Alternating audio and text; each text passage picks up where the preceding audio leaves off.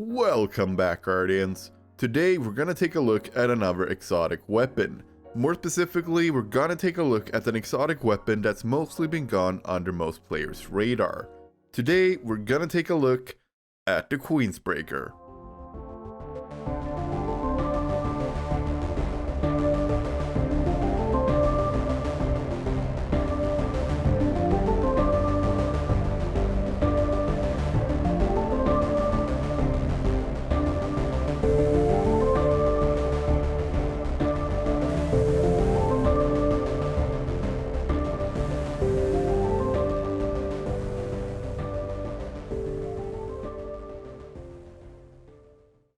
So the Queenbreaker is a linear fusion rifle exotic which you can get from either exotic engrams in the world, or if you're lucky, Sir might sell it for 29 legendary shards.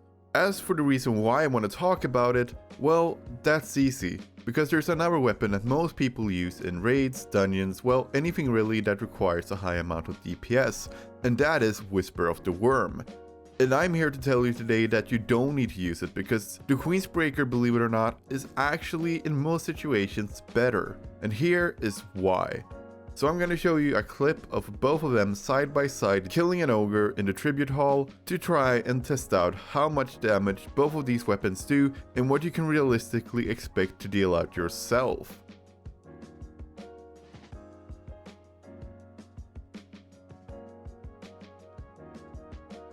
As you can see, they're pretty damn close. And the reason why I like Queenbreaker is the fact that you don't have to wait for whispered breathing. You also don't have to rely on hitting all of your shots to keep dealing DPS, whereas for Whisper, if you miss one of the crit shots, you're gonna have to reload your weapon and you're gonna have to wait for whispered breathing again. And this can become quite troublesome if you feel you're a bit insecure about your sniper aim. So I feel like Queenbreaker overall, for most people, will do more damage because you don't really have to depend on hitting all of your shots as much. So let's look at the actual DPS numbers. To start off with, the Queenbreaker can hold a total of 18, 19, and 21 shots. That is without a mod, with 1 reserve, and with 2 reserves. Whisper can do 18, 21, and 23. The same thing applies here. No reserves, 1 reserves, and 2 reserves. Meaning that you're gonna get 2 more shots with Whisper, and if we do the math, that's gonna accumulate to a total of 550,758 damage, or roughly 551,000 damage.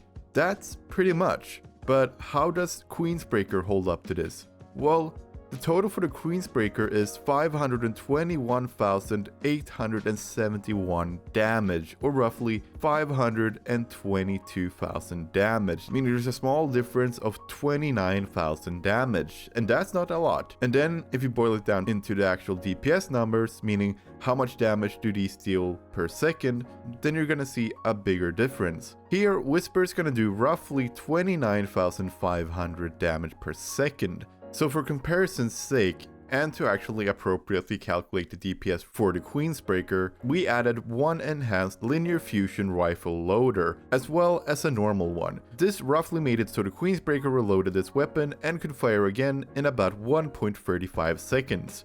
And after painstakingly counting frames to count how long it took to fire one round, including the downtime in between each shot, I came to a conclusion that the Queenbreaker with marksman scope has a fire rate of 0.8 rounds per second.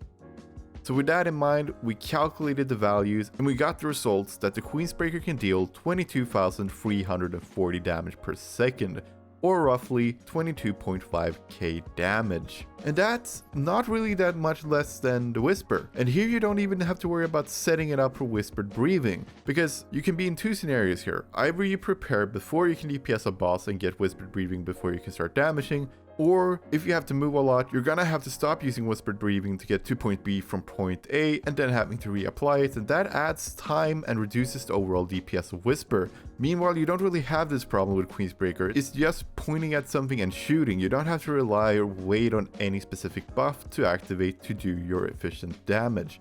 And this is where the Queenbreaker really shines, being able to quickly deal a huge amount of burst damage in smaller DPS phases.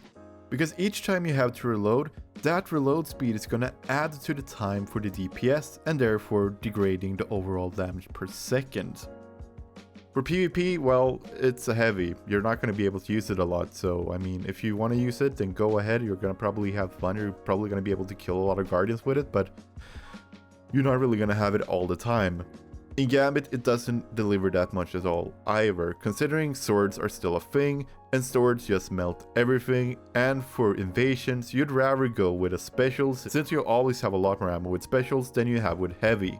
As for the stats of the weapon, well, honestly, I couldn't really care less, because you can't change them, meaning there isn't any roles you're gonna chase for in that particular matter. It's more, this is how it works, this is what you get, just try and get used to it. Speaking of which, all of these tests for the Queenbreaker was done with Marksman Scope. Always use Marksman Scope because Combat Scope is trash. As for the tier where you can select between Hipfire Grip and Quick Draw, just go Quick Draw every time. Don't even bother using Hipfire Grip. So with that being said, I want to ask you guys a question. What do you think about the Queenbreaker? Let me know in the comments down below. And as always, I want to thank you so much for watching the video. I hope you enjoyed it, and if you did, then liking the video and subscribing to the channel is much appreciated. Also remember that subscribing to the channel is a great way to support the channel itself, and it's also a great way to join the Spectral realm. And with that being said, I want to wish you the very best of your day. This is TCSpectre, signing off.